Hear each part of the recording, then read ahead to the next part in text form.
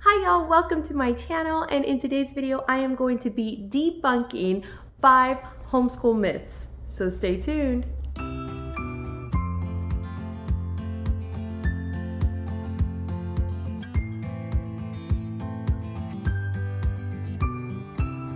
All right, you guys, well, if you are new, welcome to my channel, Pursuing Peace.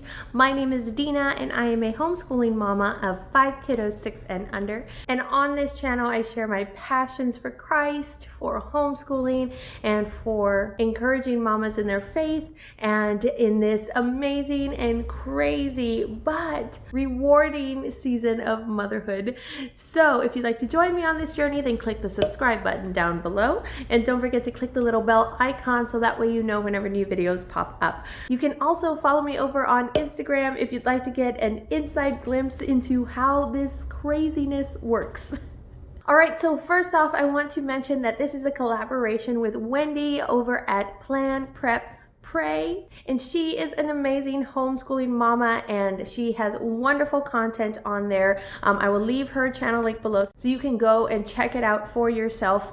There's also a lot of amazing women on this collab. I have lost track of how many women are doing this, so go and check out all of those different videos, because I'm sure every mama has something different that they have to say and something different that they have to contribute, just kind of debunking just all of these homeschool myths that we've heard. Some are pretty common and some are not so common, but definitely go and check them out. We have picked different ones, so the ones that I talk about today are not necessarily the ones that other mamas are going to talk about. So make sure to go and check out that playlist, and I will leave it in the description below. Okay, y'all, so homeschool myths. Okay, so homeschool has been around for years and years and years, but if you don't homeschool, when you hear the word homeschool, you probably already have kind of a preconceived notion of what that is in your head.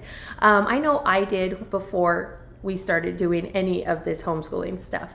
And so I just want to share with you 5 things that I have heard throughout the years of homeschooling, and I want to share with you why I think just those things are just not true.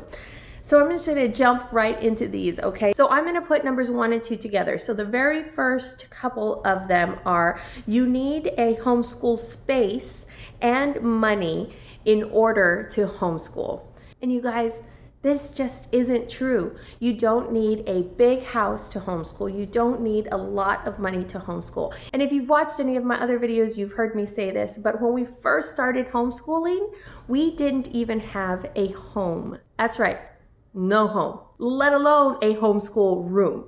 So what happened is that we were in transition. We are a military family, so we were moving from one duty station to the next.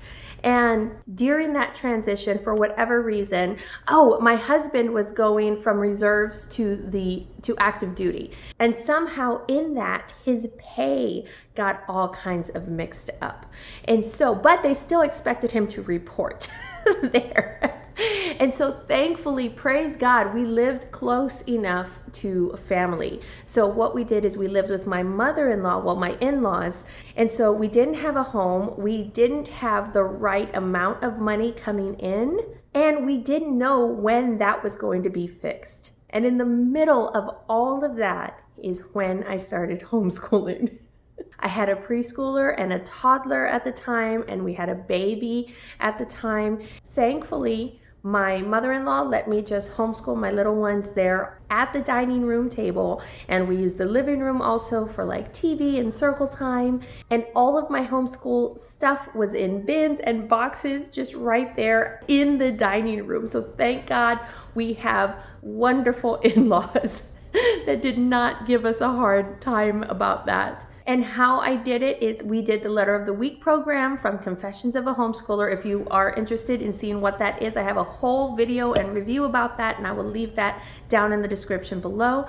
But that does require you to print and to laminate. So I bought just kind of a cheap laminator, which is still my laminator now, and it's wonderful. I will leave the link below to that because it has worked really well. So I got a very inexpensive laminator, and my father-in-law let me use their colored printer, and I just printed like one letter at a time and put it together one letter at a time, because I didn't know when we were going to be out of this situation. And that worked. And my kids loved it. And we read books and we watched TV shows. And so we started our homeschool journey without even having a home, without having the right amount of money. I was pregnant with our fourth child, so it was one of the least ideal situations that you could be in to start homeschooling, but we did it, and we have been doing homeschool since then. And so you guys, you do not need a lot of money, and you do not need a lot of space to homeschool. You can homeschool in a very, very small space, because the beauty of it is you don't even need a table. You can homeschool on the living room carpet. You can homeschool on the couch, in a bedroom, on the dining room table, like outside. You don't need a big space to homeschool, and you don't need a lot of money. There are plenty of affordable curriculums out there, no matter what grade your child is in. So that was 1 and 2. The next one, number 3, is your kids will not know how to socialize if you homeschool. This is a big one.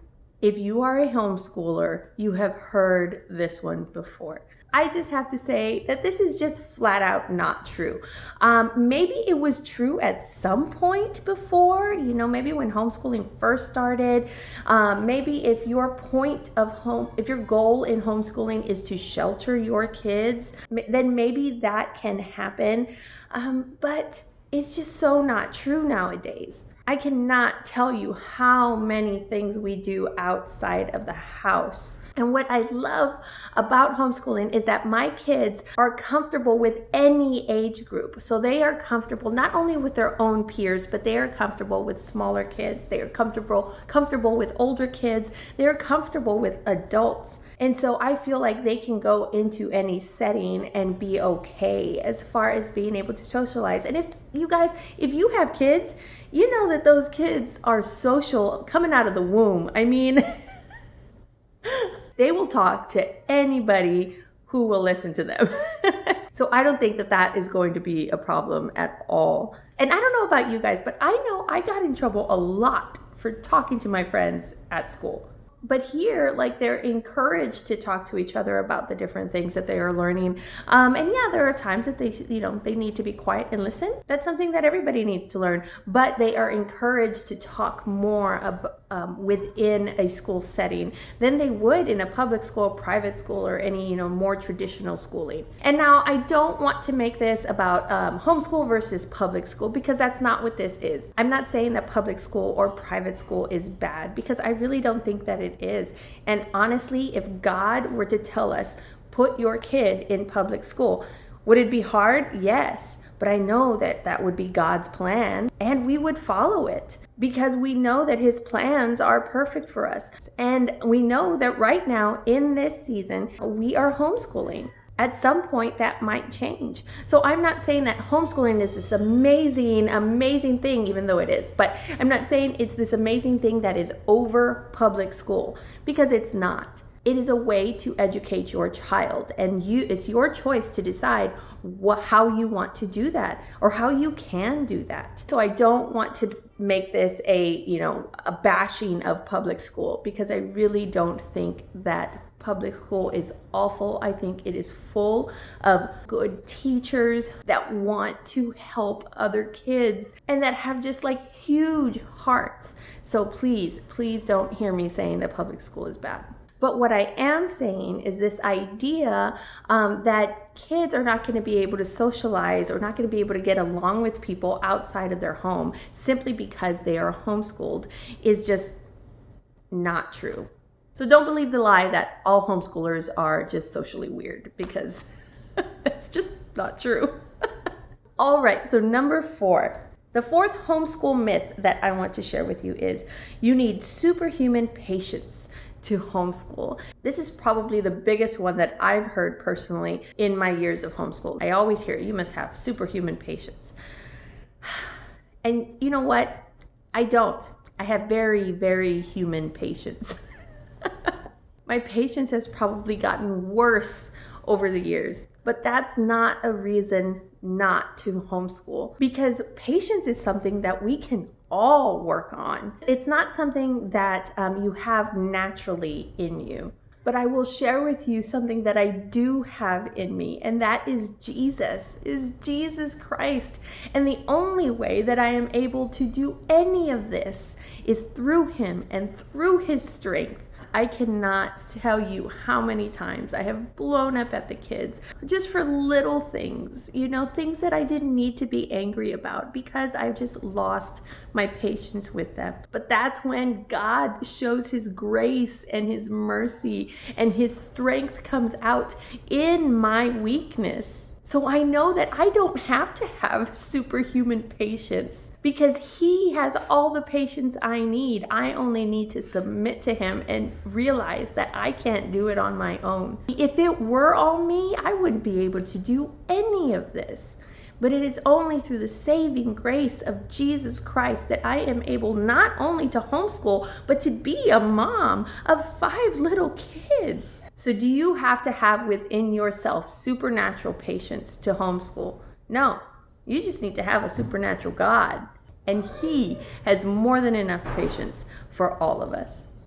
And the last one I want to share with you guys is number 5. You are not qualified to educate your kids.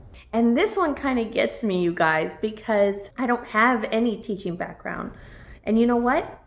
I am not qualified to educate a classroom of 20 kids, but I am more than qualified to educate my own kids, especially with the amazing curriculum that's out right now. It has never been easier and more affordable to homeschool and teach your kids so well than it is right now. So don't let anybody tell you that you cannot educate your own kids, because you are more than qualified. You are their parent, and it is literally your God-given right to educate your kids.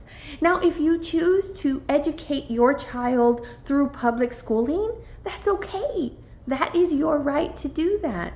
God wants us to educate our children, but he doesn't tell us how to do that. It is up to each individual person and your walk with God and what you think God has for you. So mama and daddy, just know that even though you don't feel qualified, and yeah, you might not have the teaching and you might not have the certification, but you have the heart and you have the love and you have the deep desire to train up your child in the way that he should go. And so when a parent has that and they want to train their child and they want to teach them not only in the ways of God, but reading, writing, and arithmetic, then that parent is probably going to do the best that they can possibly do to train that child. All right, you guys, well, those were my 5 homeschool myths that I wanted to talk to you about. If you have any comments or questions, leave them down below. So if you like this video, give me a thumbs up and don't forget to subscribe, and don't forget to go and check out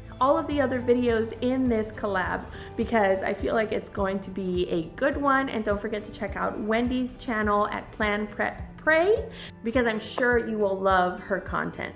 And guys, let's be friends. Follow me over on Instagram at Dina_pursuing_peace. All right, well, I hope you're having a blessed day, and I will see you next week with another video. Bye.